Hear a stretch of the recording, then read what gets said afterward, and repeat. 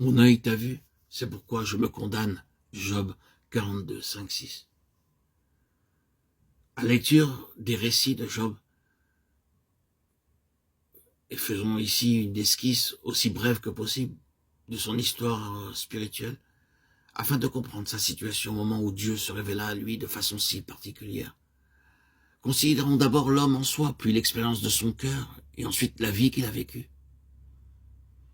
Il y avait un homme qui s'appelait Job, et cet homme était intègre et droit, il craignait Dieu et se détournait du mal. Job 1:1. Telle est la description que Dieu fait de Job.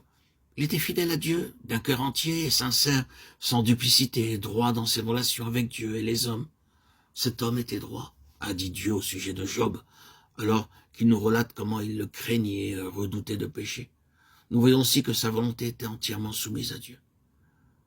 Quand toutes ces calamités qui nous sont énumérées tombèrent sur lui, immédiatement il dit « L'Éternel a donné et l'Éternel a ôté. Que le nom de l'Éternel soit béni. » Job 1:21.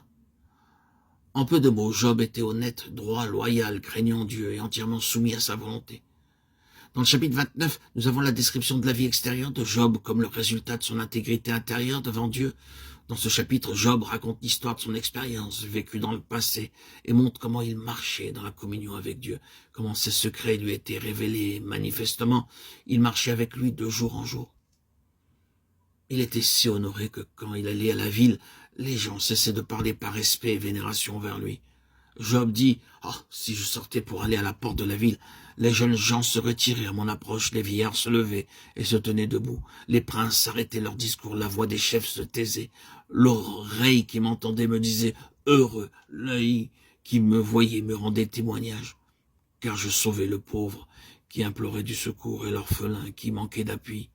La bénédiction du malheureux venait sur moi, je remplissais de joie le cœur de la veuve. » Quelle vie admirable, marchant dans la lumière de Dieu, dans une évidente communion avec lui, estimé et honoré de tous et consacrant sa vie au service des autres. Disons le langage de Job en ce temps-là, alors je disais, je mourrai dans mon nid. Disait-il dans son cœur, maintenant j'ai atteint un point où Dieu m'honore, m'utilise, travaille à travers moi et tout est bien. Nous pouvons nous imaginer une telle âme au sommet, pour ainsi dire, d'un piédestal spirituel. Dieu même lui rendant témoignage en tout point. Alors je disais, je mourrai dans mon nid, mes jours seront abondants, l'eau pénétrera dans mes racines, la rosée passera la nuit sur mes branches. Job 1, 18, 19.